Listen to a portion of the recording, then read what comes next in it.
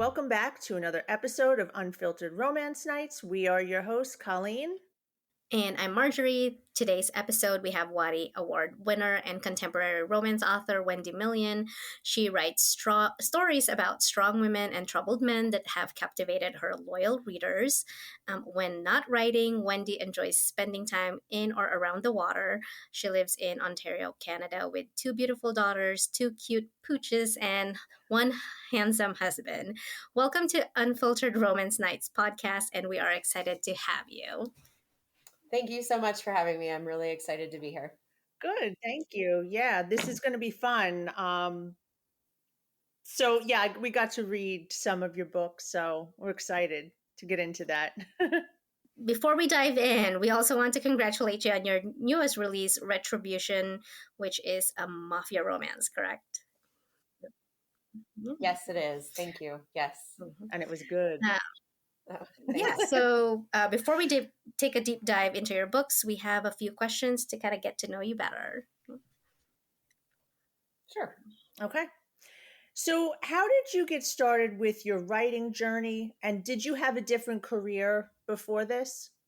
So I still have 2 careers. I'm a teacher and I write as well. So those are sort of my 2 dream jobs as a kid. And so I get the opportunity to do both, which is amazing for me. I started writing, I always sort of wrote as a kid. So I was often like journaling or writing short stories or New Kids on the Block fan fiction. Yeah. So I was doing all those sorts of things, but then I didn't really take it seriously until 2013. We adopted our oldest daughter. And if you have kids, you know that those nights when you first have a child in the home are very long when you're stuck at home and you can't suddenly pop out somewhere else. So I had always wanted to try writing a book. So that's in 2013, I wrote my first book. And it wasn't as like overwhelming as I thought it would be. And then kind of from there, I just sort of worked on craft and writing and figuring out what I wanted to write. And now we're here. Yeah. Are you, by any chance, are you an English teacher? Yeah, I am. Yeah, that's not what I'm teaching right now, but yes, that was my original teachable was English. Yeah. That's awesome. So do you have any hobbies to help you unwind, or if you need a break, with writing? I read a lot. And I swim and I go to a workout place. So where they do 30-minute workouts, I go there too and do that. So those are sort of my biggest thing. When my kids were younger, I used to run, but one of my knees isn't very good anymore. So I don't run as much, but yeah. Do you watch TV? And if you do you have a favorite show? I do watch TV sometimes. I'm more of a there has to be something that really grabs me. Although I will admit, Love is Blind is a little bit of an addiction. I think I've watched every single season, including the British version of the show. I watched that one. And I'm trying to think, Ginny and Georgia, I really enjoy as well. I'm can't wait till that 3rd season comes out for that. But those would be my most recent obsessions. Okay. Yeah, Love is Blind. And honestly, do you feel like the UK versions of these types of shows are so much better?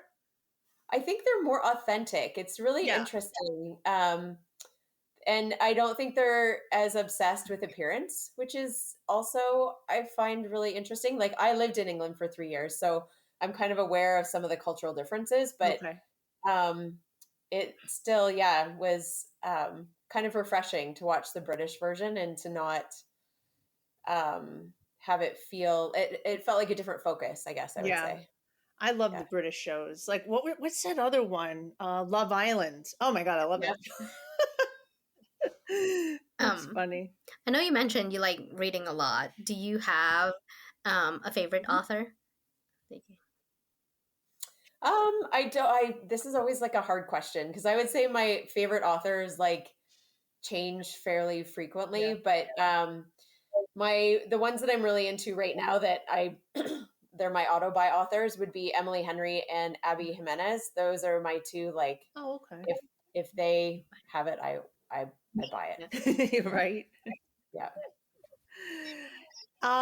Now, what would you say is your favorite genre or subgenre to read?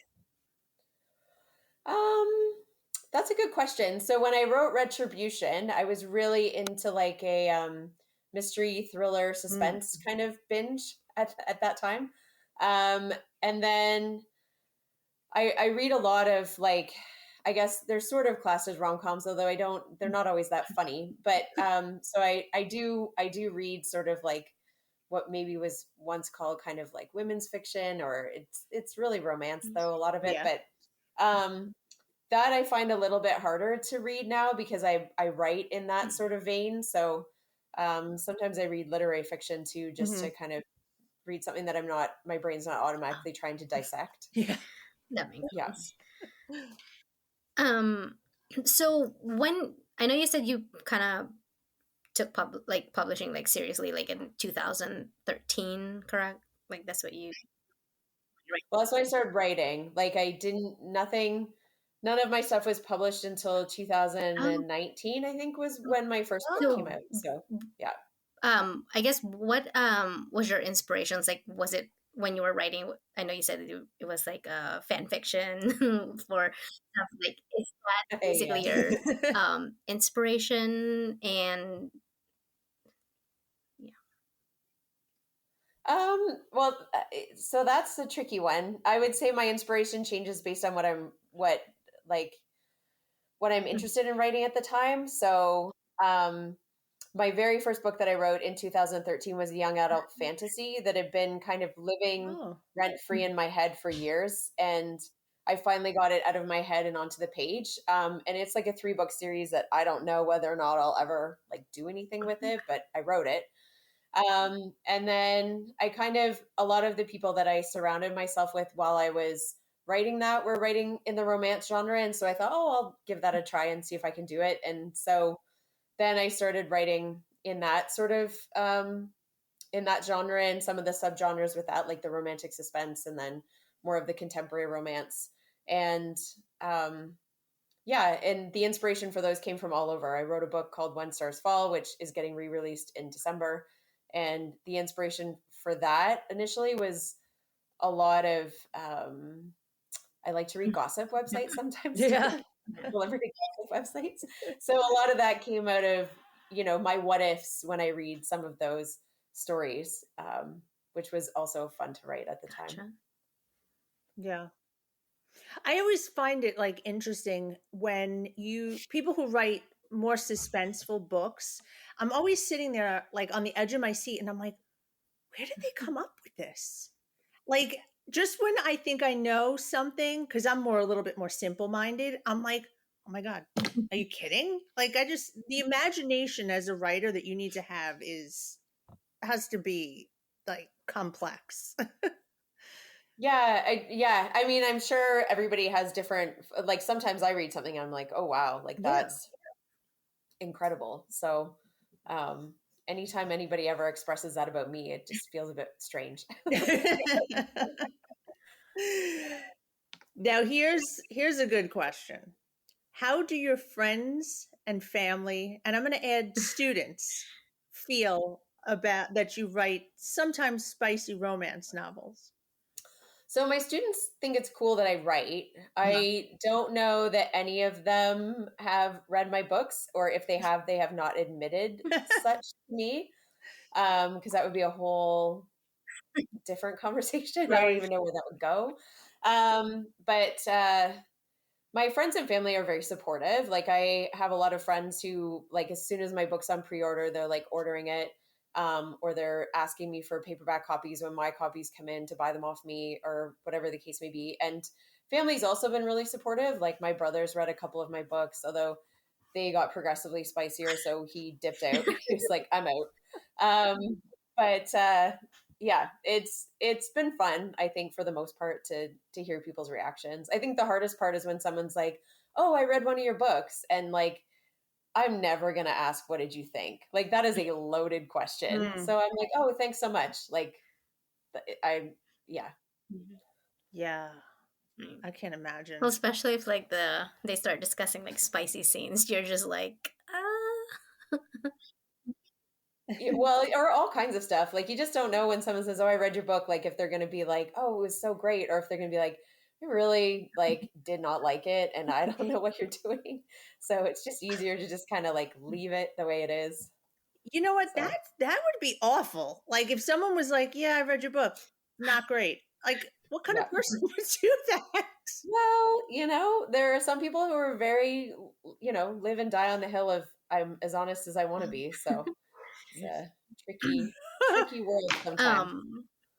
So like we're gonna switch gears a little bit. How many books do you typically release in a year? Like, do you have like an average or? Yeah, no, definitely not an average. It really depends. Like I had 1 year where I released 4 books. That was my Royal series. And but then I signed a contract with a publishing house, and they had like a non-compete clause, so I couldn't actually publish for a while on under that clause. So then I went a fairly substantial period of time without really releasing anything, and then I've just sort of gotten back into trying to give consistent releases now with my small town series and re-releasing my romantic suspense series. So Yeah, I was going to ask that because when I looked at your books, I think maybe it was on Goodreads or Amazon. But anyway, it showed that it had been released before. So these yeah. are like re-releases. Yeah, so my romantic suspense series, like Retribution, Resurrection, and Redemption, were released with a small press. The first one was in 2019, then the next one was like 2020, and then 2021, I think, were when they were released. And the small press didn't really do anything for promotion wise, so they basically like sat on Amazon and gathered dust. Oh, So when I got my rights back, I've been trying to figure out ways to kind of promote them a bit more. So yeah, for sure. yeah. Yeah. What book out of all the books that you read would you say was the most difficult to write? Oh, the one I just finished that's not out yet. Okay. It took me a year to write it, and it's never taken me that long to write a book ever. So it was super hard. I just think kind of I overcommitted myself to other things, and then once your Oh, creative well is like drained from other stuff, then it's hard to pull from that well to write. So that book was a slog. So yeah. Yeah, I can't even imagine like to be able to put all those words on page and to stay inspired and motivated when real life around you keeps going. It's got to be hard. yeah, sometimes it definitely is. Yeah. Mm. So it's and then other times it's like a joy you can pull from your real world, or the things some funny thing someone told you at lunch, and you figure out a way that you can kind of twist it to put it into a book. And Yeah. so those things are fun. But yeah, when you already feel kind of tapped out from your sort of quote unquote real life, it's hard to create the fictional one. Well, let's face it, we're moms, so there's no such thing as downtime. No, No, no, there's I not. totally agree with that. So Do you kind of like have like a typical schedule? Like when I know you have like another job that that you do. Do you have like a typical schedule yeah. when you write? I used to when my kids were a bit younger and they went to bed a bit earlier. I would write in the evenings after they went to sleep. Um, but now they're awake longer and Mhm. they like me to be there when they're awake. So it's I write a lot more often. Like I call it kind of batch writing on the weekend. So on a Saturday or Sunday, I'll just sit and try to hammer out as many words as I can. Um, and then I try to spend the rest of my time with my kids, because they only stay young for so long, and then um, trying to make sure my day job stays happy too. Yeah. Yeah. So we read book one of the Mafia series, Retribution. Now this was, and I hope I'm saying it right, Yep, Lorcan, Lorcan. okay, Yep. and Kimmy's story. And I know that you also write small towns romance. Would you say that you prefer mafia over small town, or just depends? I like variety, which is to the detriment of, probably my writing career, is that I like to dabble in all kinds Mhm. of stuff. So, um, at the time when I was writing the romantic suspense, it kind of fit what I was like reading in my own time, Mm. that sort of thriller suspense kind of thing. And then the small town, like I grew up in one, and I love that vibe of like everyone knows everyone. Yeah. That kind of feeling. So I liked the opportunity to recreate that through that small town series too. And then I have one about like my royal series. It's about billionaires and millionaires and like Yeah. poor people and that kind of stuff. And yeah, so I'm a little bit all over the place. I love it all. There's not really anything I wouldn't try. Yeah. Well, like when I went into this book, I tend to like to want to go into things blind because I don't want to have any expectations. And I, gosh, it was just like nonstop. Like there was always something happening, and you're always thinking. And I have to say, I thoroughly enjoyed it. I really liked the book. It was. I'm I'm not ruining it for anybody, but I'm gonna say I appreciated the happily ever after, because there was a couple times I'm like, I don't know how they're gonna get there because there's too many other factors coming in. The crappy brother who I was And getting nervous. I was sweating, but I loved it. oh, thank you. Yeah, that's nice to hear. So, since like Retribution is a mafia romance, did you had to do like a lot of research when you were writing this book? Yeah, I did actually do a fair bit of research. I went online and I read a bunch of like blog posts and some like outdated newspaper articles and stuff about FBI agents Hmm. and sort of what barriers or obstacles or things that they felt had made them successful in the job. And one of the reoccurring sort of themes that seemed to come up in that was that it was really important for them in their job to maintain like a solid connection to their real life, while they were undercover. And so that was kind of part of the thing that I enjoyed playing with where Kimmy was concerned, is that Mm. her real life is in shambles, and so Yeah. that connection for her just doesn't really exist, and which makes it so much easier, I think, for her to get swept into this other life, that may or may not be good for her, and these other people who may or may not be good for her. And so um I really enjoyed that, like playing with that sense of like family and what makes a family and what creates those bonds and connections between people. So that was a lot of fun for me. Yeah. Yeah. No, other than the is it Donaghy? Donahue, yeah. Donaghy brothers. Are you planning on any other like I don't know if spin-offs are the right word, but any other books in that same world? Whether like an interconnection?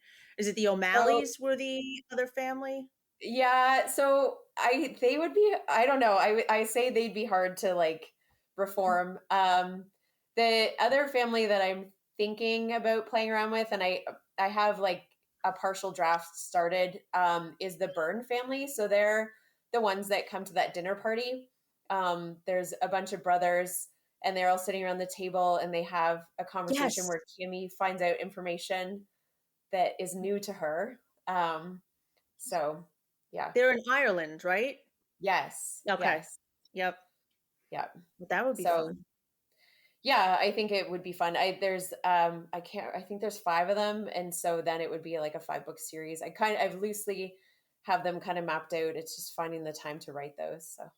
So I think you should, for research purposes, take a trip to Ireland just so I've you can get a been. feel. You I've have? Oh, been. I've been. Yeah. Yeah. okay. So not before I wrote the book though, which was really interesting because book 2 and 3 aren't out yet, like on the re-release part, but Mhm. in book 3 there are some places that I mentioned in Ireland, and I was just going off like Google, Google, and I actually went to them like not this past summer, but the summer before, and I was like Nice. looking around. And I'm like, some of this I got right, and some of this I got very wrong. That's funny. But that's fun though, like kind of would it be like considered uh kind of like a write-off, like a business write-off, since it's a Sure. travel?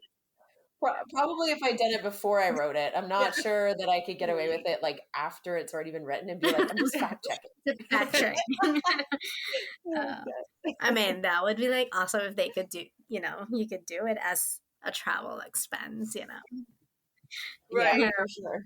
Yeah, need better planning.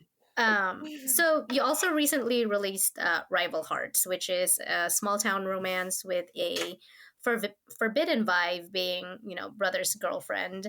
Um, is this also like an interconnected series or a standalone?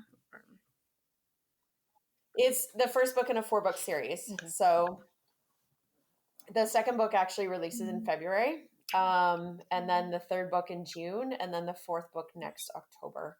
So, and they're all written, they're just in various stages of editing right now. Okay. So, yeah. So it's a fun world.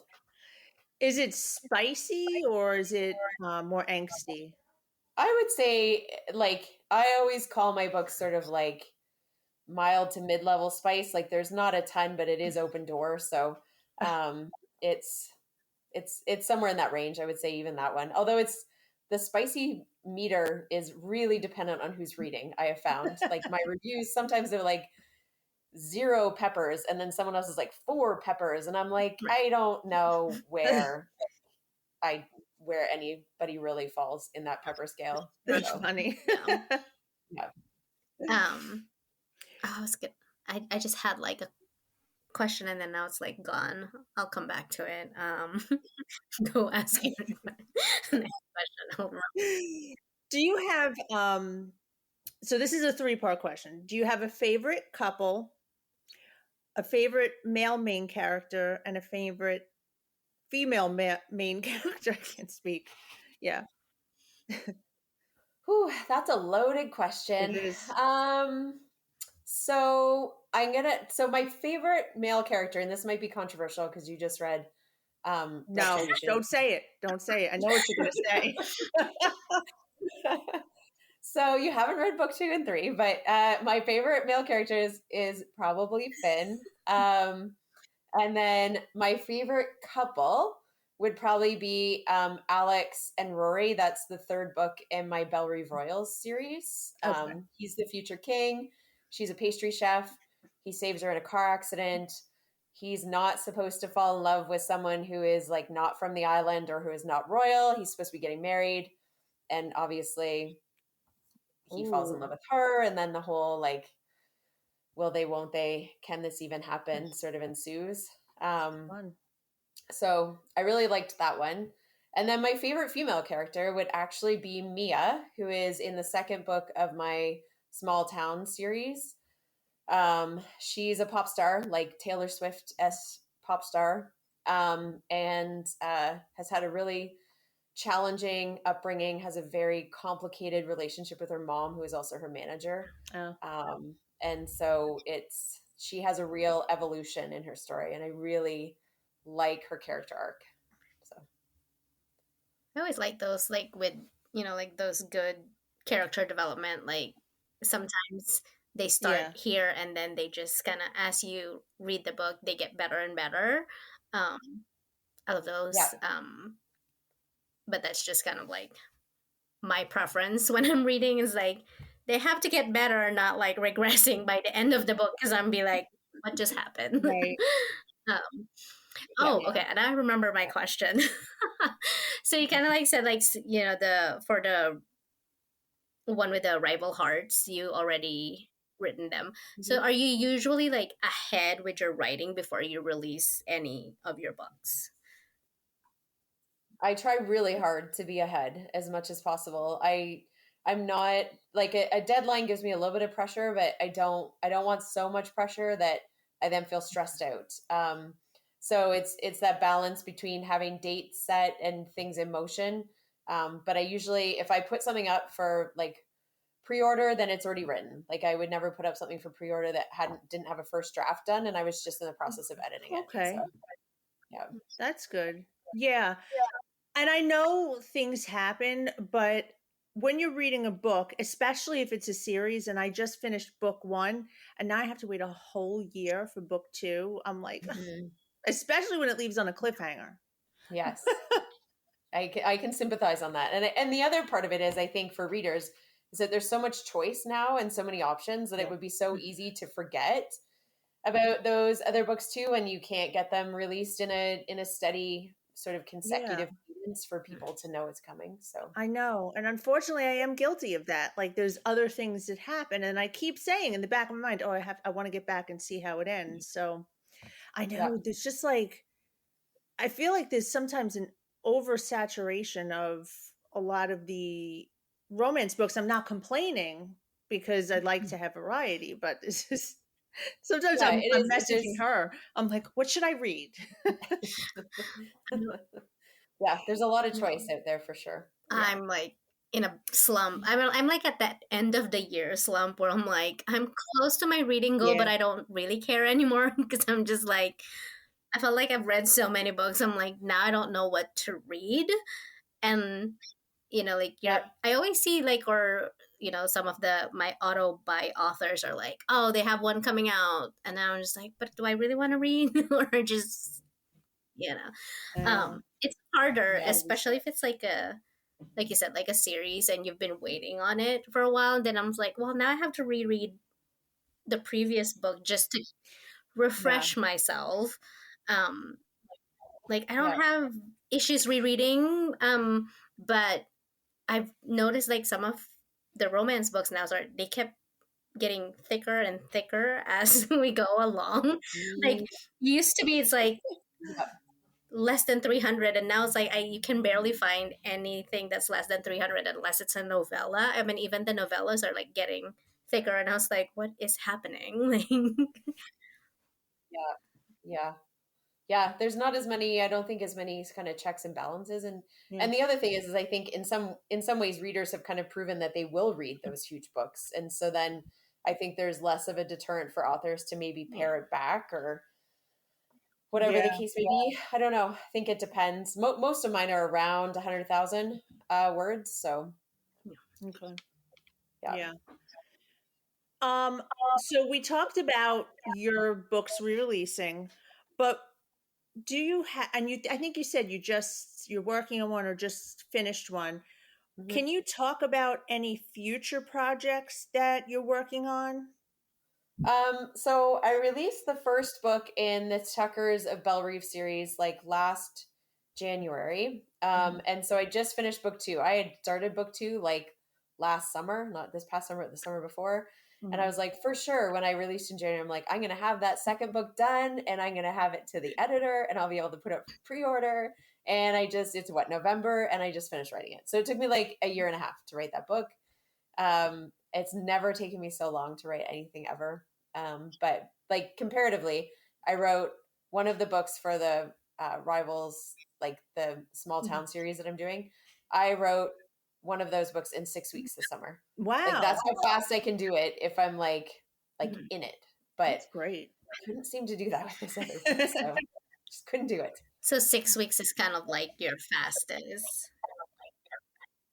That's my fastest. Yeah, I would say most books take me like 3 to 4 months. Like if I can like actively sort of write on it like at Mhm. regular intervals. But yeah, the 6 weeks this summer was like the story came to me and I just like wrote it. It was the easiest book. Do you ever like just like sit down when you're like actively writing, do you just do one book at a time or are you one of the those authors where like you can bounce to like different books at a time? I can work on a second book like if I've hit like a mental Mm. roadblock in another book. So Oh, okay. if I'm stuck, like I'm not sure where the story's going, or if I have like, for example, in Retribution or any of that series, if I hit a part where I knew there needed to be some kind of twist, but I couldn't quite figure out like what it was going to be yet, and then how that was going to turn the story and in what direction, then I might work on something else for a little while, and then it's like some subconscious part of your brain is puzzling out that other thing that you need, and then all of a sudden you're like, oh, I've got it, and then you drop the thing that you're working on to go back to the original thing and be like, oh, this is gonna be so good.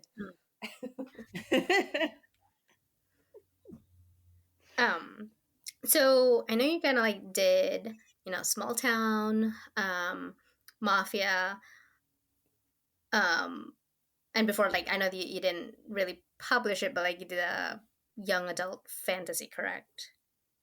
Yeah. Yep. There still any other like subgenres or like specific tropes that you haven't written that you would kind of wanna write in the future? Um, so there's a well, I might do a love triangle in the fourth book of the Belrive Royal series. Some of my readers have already called out that they anticipate that that's where that storyline is going, just even based on the first book and some of the clues that I dropped there. And so that's the plan. But anytime I've ever tried to write like a true love triangle, I just can't. I can't do it. Like I can't commit to like that equal time for both of the male leads, or even like an equal amount of feelings, or even a justification for an equal amount of feelings. So it's that's, I don't know if I'll end up doing that one or not, but I think it would be fun to write if I could actually make them two viable candidates. It's never how Yeah. it goes. I mean, if all else fails, you can just turn that right into a why choose. Yeah. True. Especially if you get invested on like the guy and we're like, I can't pick. Like, let's just flip it and you know, do it Yeah. that way. Nobody has to choose. Right. Everybody's Yeah, now it's a fine. party. I don't think, Yeah. yeah, I don't think I've Um, like read love triangles. I mean, I might be like I might have been actively avoiding them, but I haven't like read like good actual love triangle where it's equal amount. it Yeah, hurts. it's a hard one. It's hard, I think, to do well.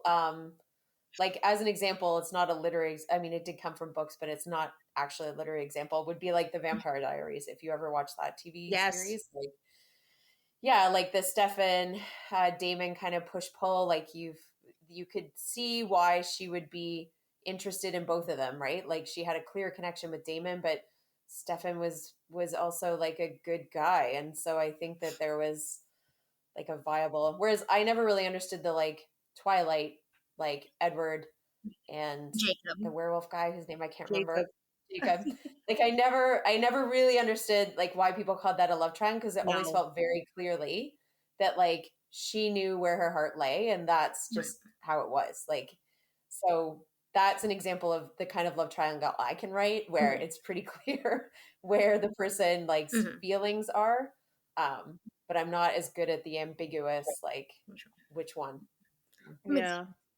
They're hard because they never pick the one that I want, and then I end up aggravated. Yeah, that, I mean, and that's the other problem with a love triangle is like, is it even possible for you to satisfy if you write it well enough where they, you've got two viable like love interests? Is it even possible to satisfy all your readers? Like, No. Yeah. no, really not. Yeah, So, It's a yeah, risk we right, take. because half probably would like the other, and then half whoever she ends up with, and then yeah, the half of the readers are like angry because like yeah, exactly, she didn't make exactly. their choice. So, no, that Yeah. makes sense. Now, do you have any special editions coming out, or have you thought about putting any special edition books out?